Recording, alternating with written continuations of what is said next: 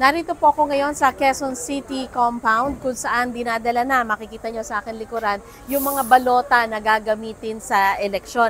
Hindi lang po Quezon City ang diniliberan ngayong araw dahil kanina po ay truck-truck yan na umalis sa National Printing Office papunta po sa iba't ibang syudad sa Metro Manila. Ayon po sa COMELEC chairman ay nasa 7.5 million na balota yung i-deliver ngayong araw na ito at bukas. Pinanghuli na po yung Metro Manila sa delivery dahil nauna na yung ibang mga region sa bansa na dinala nitong mga balota na gagamitin nga po sa eleksyon. Ayon sa COMELEC ay iniimbitahan nila yung mga partido, halimbawa kung meron po kayong mga watcher at gusto nyo na mag-observe dito o magbantay, ay matatagpuan daw po yung mga balota sa Treasurer's Office. Pero dito po sa Quezon City, nilalagay siya sa isang building, pero ang nangangasiwa po nito at ang may custody dito po sa mga balota na ito ay yung City Treasurer. So yan muna po ang pinakahuling ulat mula dito sa Quezon City. Sandra Aguinaldo ng GMA Integrated News.